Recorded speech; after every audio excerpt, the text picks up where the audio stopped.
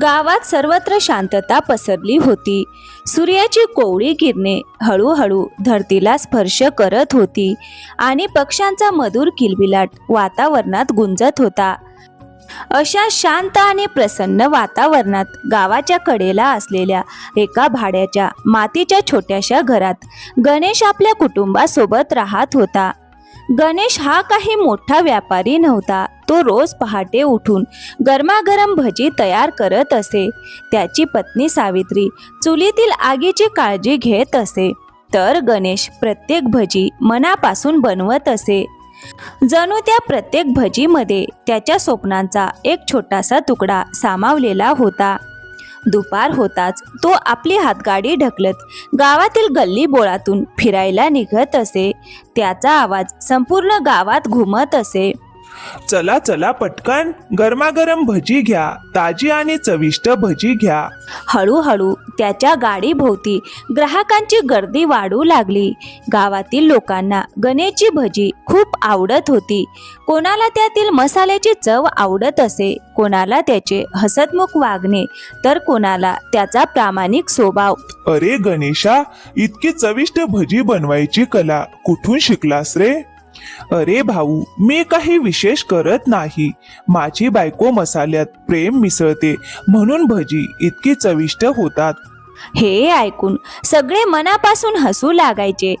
परंतु या हसण्यामागे एक मोठे सत्य दडलेले होते. त्या छोट्याशा भजीच्या गाडीवरच गणेशच्या संपूर्ण कुटुंबाचा उदरनिर्वाह अवलंबून होता. घर खर्च, मुलीचे शिक्षण, जनावरांचा चारा, तसेच कधीमधी लागणारी औषधे, या सगळ्या गरजा त्याच्या अथक मेहनतीतूनच पूर्ण होत होत्या.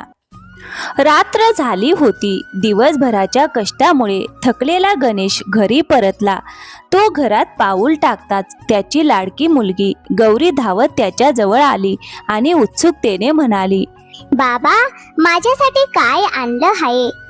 अगं, माझ्या गोड लेकीसाठी मी चॉकलेट आणलं आहे. हे ऐकताच गौरीच्या डोळ्यात आनंद चमकू लागला. ती खुश होऊन म्हणाली, अरे वा बाबा, माझ्यासाठी चॉकलेट आणलंय तुम्ही. किती छान सुगंध येतोय, मी आत्ताच खाते. असं म्हणत ती आनंदाने तिथून निघून गेली. तेवढ्यात गणेशची पत्नी सावित्री हळू आवाजात म्हणाली, अहो, आजचा दिवस कसा गेला? व्यवसाय कसा झाला? अगं, आज तर खूपच चांगला दिवस होता. ग्राहकांनी आपल्या भजीची खूप प्रशंसा केली. मीही त्यांना सांगितलं की ही चविष्ट भजी माझ्या पत्नीने प्रेमाने तयार केली आहेत. अगं, अशीच मेहनत करत राहिलो तर एक दिवस आपण स्वतःची जमीन नक्की घेऊ. मग आपलं स्वतःचं घरही उभं करू. अहो, तो दिवस नक्की येईल. लवकरच आपलं स्वतःचं घर असेल. दोघांच्याही चेहऱ्यावर आशा, विश्वास आणि आनंद स्पष्ट दिसत होता. मग थोड्या वेळाने त्यांनी एकत्र बसून जेवण केलं. आपल्या छोट्या छोट्या आनंदाच्या क्षणांची देवाणघेवाण केली आणि दिवसभराचा थकवा विसरून दिला. यानंतर गणेश, सावित्री आणि गौरी हे तिघेही शांत मनाने झोपी गेले. त्यांच्या मनात उद्याच्या नव्या आशा आणि उज्ज्वल भविष्यासाठीची स्वप्न होती. मग दुसऱ्या दिवशी सकाळी सगळेजण आपापल्या कामाला लागले. गणेश जरी भाड्याच्या घरात राहत होता तरी स्वतःची जमीन घेण्याचे स्वप्न त्याने मनात जपले होते. त्या स्वप्नाला सत्यात उतरवण्यासाठी तो दररोज नव्या जोमाने आणि नव्या आशेने मेहनत करत असे. मग थोड्याच वेळात तो नेहमीप्रमाणे आपली भजीची टोपली घेऊन विक्रीसाठी बाहेर पडला. स्वतःची जमीन घेण्याच्या प्रयत्नांना आणखीन बळ मिळावे यासाठी तो दिवसरात्र कष्ट करत होता. दररोज तो प्रेमाने आणि मन लावून भजी तयार करत असे. गावातील लोकही त्याच्या भजींना भरभरून प्रतिसाद देत होते. दिवसभरात जेवढी कमाई होत असे त्यातून घरखर्च भागून उरलेले थोडे थोडे पैसे तो काळजीपूर्वक साठवत असे. अशा प्रकारे अनेक दिवसांच्या अथक परिश्रमाने आणि काटकसरीने त्याने चांगली बचत केली. शेवटी एक दिवस त्याचे स्वप्न पूर्ण झाले. त्याने स्वतःची एक छोटीशी जमीन विकत घेतली. जमिनीचा व्यवहार पूर्ण करण्यासाठी जमीन मालक धनराज सेठ तेथे आले. गणेशने नम्रपणे हात जोडून म्हटले, सेठजी, तुमचे मनपूर्वक आभार. तुम्ही तुमची जमीन मला विकलीत, पण मला तुम्हाला एक विनंती करायची आहे. हो हो गणेशा, नक्की सांग. तुझी गोष्ट मी शांतपणे ऐकेन. सेठजी, सध्या माझ्याकडे पूर्ण रक्कम नाही. मी तुम्हाला आता अर्धे पैसे देतो. उरलेली रक्कम मी 1 वर्षाच्या आत नक्की फेडेन. तुम्ही अजिबात काळजी करू नका. मी माझ्या शब्दाला जागणारा माणूस आहे. सेठजी, 1 वर्षानंतर मी ही जमीन पूर्णपणे माझ्या नावावर करून घेईन आणि मग माझ्या स्वतःचे घराचे बांधकाम सुरू करीन. हो हो गणेशा, नक्की. तू प्रामाणिकाने मेहनती माणूस आहेस हे मला चांगलं माहीत आहे. उरलेली रक्कम तू 1 वर्षानंतर वेळेवर दे. मला तुझ्यावर पूर्ण विश्वास आहे. खूप खूप धन्यवाद सेठजी. तुमची ही मदत मी आयुष्यभर विसरणार नाही. तुमचा हा उपकार माझ्या मनात कायमचा राहील. असं म्हणत त्याने सेठजींचा निरोप घेतला. मग काळ पुढे सरकत गेला. गणेश पूर्वीप्रमाणेच मेहनत करत राहिला. त्याने पै साठून उरलेली रक्कमही जमा केली. 1 वर्ष पूर्ण होताच तो आनंदाने धनराज सेठ यांच्या घरी गेला. त्याच्या हातात उरलेले पैसे होते. आता जमीन पूर्णपणे आपल्या नावावर होणार आणि स्वतःच्या घराचे स्वप्न साकार होणार या विचाराने तो खूप आनंदी होता. पण नियतीने त्याच्यासाठी वेगळीच परीक्षा ठेवली होती. गणेशने उरलेले पैसे सेठजींसमोर ठेवले तेव्हा धनराज सेठ अचानक आपल्या शब्दांपासून मागे हटले.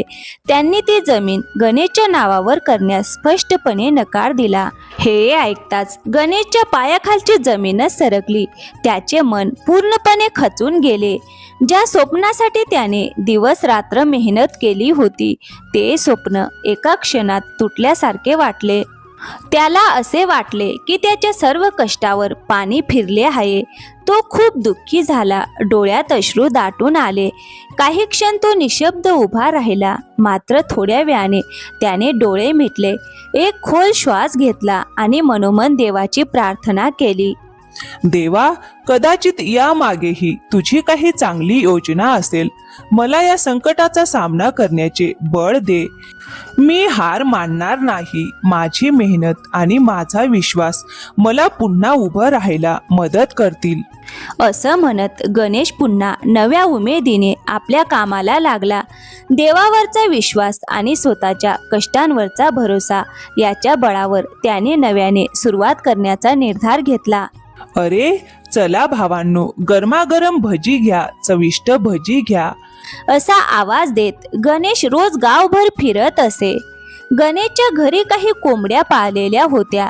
त्या कधीमधी शेजारच्या अंगणात जाऊन फिरत असत. त्यामुळे त्याचा शेजारी भिकू नेहमी तक्रार करत असे. तो वैतागून म्हणायचा, अरे यार, गणेशच्या कोंबड्या पुन्हा माझ्या अंगणात आल्या आहेत.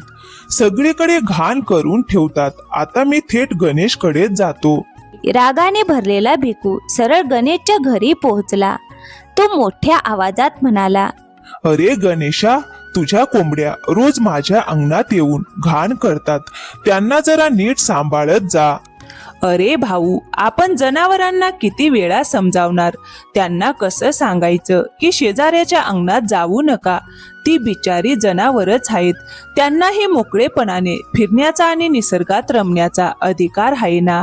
गणेशचे हे बोलणे ऐकून अनेकदा शेजाऱ्यांचा राग शांत होत असे. मग अशाच प्रकारे दिवस पुढे जात राहिले. गणेश शांतपणे आपले काम करत राहिला. भजी विकून कुटुंबाचा उदरनिर्वाह करत राहिला आणि आपल्या जनावरांचीही मनापासून काळजी घेत राहिला. मात्र एक दिवस काहीतरी वेगळे घडले. त्या दिवशी भिकू अतिशय संतापलेला अवस्थेत गणेशच्या घराकडे धावत आला. त्याचा आवाजही नेहमीपेक्षा खूप मोठा होता. तो घरासमोर उभा राहून जोरजोरात ओरडू लागला, अरे गणेशा, गणेशा, अरे गणेशा, पटकन बाहेर ये. भिकूचा आवाज ऐकताच गणेश घाईघाईने घराबाहेर आला. अरे काय झालं भाऊ, एवढ्या घाईने का हाक मारत आहात? अरे, जर जनावरांना नीट सांभाळता येत नसेल तर ती पाळायचीच कशाला. स्वतःची 1 गुंठाभर जमीनही नाही आणि वर इतकी जनावरं पाळली आहेत. भिकूचे हे कठोर शब्द ऐकून गणेशला मोठा धक्का बसला. क्षणभर त्याने मान खाली घातली. त्या शब्दांनी त्याच्या मनाला खोलवर वेदना झाली. तरीही शांतपणे तो म्हणाला, भाऊ, तुमची तक्रार योग्य आहे. यापुढे माझं एकही जनावर तुमच्या अंगणात जाणार नाही. मी पूर्ण काळजी घेईन. हे बोलून तो शांत उभा राहिला. भिकू काही न बोलता तिथून निघून गेला. भिकू गेल्यानंतर मात्र गणेशच्या मनात अनेक विचारांची गर्दी झाली. तो खूप खिन्न झाला. एकटाच बसून तो मनातच म्हणू लागला, देवा, माझ्याकडून अशी कोणती चूक झाली आहे? मी प्रामाणिकपणे मेहनत करतो, तरीही मला स्वतःची छोटीशी जमीन सुद्धा मिळत नाही. माझ्या नशिबात कधी स्वतःची जमीन आणि घर असेल की नाही? हे विचार करताच त्याचे मन आणखीन उदास झाले. मग थोड्या वेळाने सावित्री तिथे आली. अहो, काय झालं? तुम्ही एवढे उदास का दिसत आहात? काही अडचण आली आहे का? अहो, मला सांगा, काहीतरी नक्की झालं आहे. मनातलं दडवू नका. तेव्हा गणेशने एक खोल श्वास घेतला आणि भिकूने त्याला सांगितलेला प्रत्येक शब्द तिला सांगितला. हे ऐकून सावित्रीलाही खूप दुःख झाले. तिच्या मनालाही वेदना झाल्या. पण त्या क्षणी तिने स्वतःच्या भावना आवरल्या. कारण तिला माहीत होते की गणेशाला तिच्या आधाराची गरज आहे. ती त्याच्या शेजारी बसली. त्याचा हात आपल्या हातात घेतला आणि प्रेमाने म्हणाली, अहो, असं खचून जाऊ नका. आज परिस्थिती कठीण आहे, पण ती कायमची राहणार नाही. आपलं सुद्धा एक दिवस स्वतःचं सुंदर घर असेल. आपण दोघं मिळून आणखीन मेहनत करू आणि देव नक्कीच आपल्या प्रयत्नांना फळ देईल. सावित्रीचे शब्द ऐकून गणेशच्या मनाला थोडा दिलासा मिळाला. तेवढ्यात त्यांची लाडकी मुलगी गौरीही तिथे आली. बाबा, तुम्ही एवढी काळजी का करत आहात? भिकू काकांनी असं बोललं ना, मग याचा अर्थ आपलं स्वतःचं घर आता लवकरच होणार आहे. गौरीचे ते निष्पाप आणि आशावादी बोलणे ऐकून गणेश आणि सावित्री दोघांनाही हसू आवरले नाही. क्षणातच घरातील उदास वातावरण बदलले. त्यांच्या मनावरील ओझे हलके झाले आणि पुन्हा एकदा आशेचा किरण त्यांच्या आयुष्यात उजळून निघाला.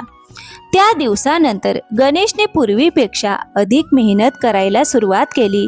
त्याच्या कामात अधिक जिद्द आली, अधिक चिकाटी आली आणि सर्वात महत्त्वाचे म्हणजे त्याच्या मनातील आशा आणखीन दृढ झाली. दिवस गेले, महिने गेले. गणेश आणि सावित्री यांनी काटकसरीने संसार चालवत प्रत्येक पैशाची बचत केली. त्यांच्या अथक परिश्रमांना अखेर यश आले. एक दिवस असा उजाडला की गणेशने स्वतःच्या कष्टाच्या पैशातून एक सुंदर जमीन विकत घेतली. यावेळी सर्व व्यवहार व्यवस्थित पूर्ण झाले आणि ती जमीन अधिकृतपणे त्यांच्या नावावर झाली. ही आनंदाची बातमी ऐकताच सावित्री आणि गौरीच्या डोळ्यात आनंदाश्रू तरळले. त्यांच्या अनेक वर्षाच्या स्वप्नाला अखेर आकार मिळाला होता. काही दिवसातच त्या जमिनीवर त्यांच्या नव्या घराचे बांधकाम सुरू झाले. घर पूर्ण झाल्यावर संपूर्ण कुटुंबाने मोठ्या आनंदाने गृहप्रवेश केला. त्या दिवशी गणेशने आकाशाकडे पाहून देवाचे आभार मानले आणि मनोमन म्हणाला, देवा, संकटे कितीही मोठी असली तरी मेहनत, संयम आणि तुझ्यावरचा विश्वास कधी वाया जात नाही. त्यानंतर गणेश, सावित्री आणि गौरी आपल्या नव्या घरात सुखाने, समाधानाने आणि आनंदाने राहू लागले. तर मित्रांनो, या कथेतून आपल्याला एकच शिकवण मिळते: मेहनत, प्रामाणिकपणा आणि संयम यांची साथ कधीही सोडू नये. जीवनात कितीही अडचणी आल्या तरी आशा आणि प्रयत्न कायम ठेवले तर यश नक्की मिळते. दुसऱ्यांच्या टोमण्यांनी खचून न जाता स्वतःच्या ध्येयावर विश्वास ठेवणारा माणूस एक दिवस नक्कीच यशस्वी होतो. तर मित्रांनो, कशी वाटली कथा? आवडली असेल तर व्हिडिओला लाईक करा, शेअर करा आणि हो, चॅनलवर नवीन असाल तर प्लीज चॅनलला सबस्क्राईब नक्की करा. थँक्यू. धन्यवाद मित्रांनो.